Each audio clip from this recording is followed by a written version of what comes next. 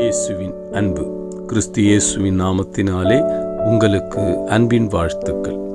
மத்தேயு 5ஆம் அதிகாரம் 6ஆம் வசனம்.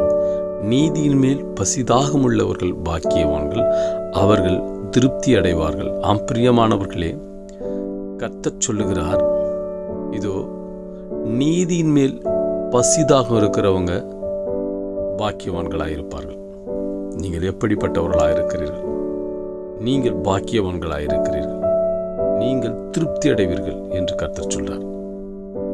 எது நீதி உள்ளதோ, எது நியாயம் உள்ளதோ அதன்படி வாழ்ந்து, இதோ வேதம் அது உண்மையும் சத்தியமாக இருக்கிறது. அப்ப கர்த்தருடைய வேதத்தின்படி வாழ்ந்து அவர் வழியிலே நடக்கிற நாம் நீதியுள்ள பாதை, கர்த்தருடைய பாதை வழி, நீதியுள்ள வழி, நியாயத்தின் வழி. அப்போ அந்த வழியிலே நம்ம நடந்து கர்த்தரின் வேதத்தை பின்பற்றி கர்த்தரின் வழியிலே நடக்கும்போது நீதியுள்ள வழியிலே நாம் நடக்கிறவர்களாயிருக்கிறோம்.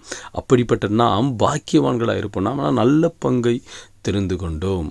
இப்போ தீங்கானதையும் இதோ விரோதமானதையும் எண்ணாமல், தீங்குள்ள வாழ்க்கையும் இது வஞ்சகமுள்ள வாழ்க்கையும் நெல்லாமல் நீதியுள்ள வாழ்க்கையை, நீதியின் மேல் பசிதாகமாய், அப்போ அது மேல் வாஞ்சியாயிருந்து நாம் நியாயத்தை செய்யும்படி நாம் வாஞ்சியாயிருக்கும் பொழுது கர்த்தர் நம்ம என்ன பண்ணுவாரா?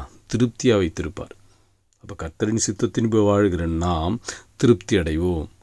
அப்போ கர்த்தர் உன்னோடு கூட இருக்கும் பொழுது, நீ நீதியுள்ள வாழ்க்கை வாழும்போது எல்லாவற்றிலும் நீ வாழ்ந்து திருப்தியாயிருப்பாய். கர்த்தர் உன்னை திருப்தியாக வைத்திருப்பார். நீ செய்வதெல்லாம் வாய்க்கும். கர்த்தர் உன்னோடு கூட இருந்து உன்னை ஆசீர்வதிப்பார். ஆமென்.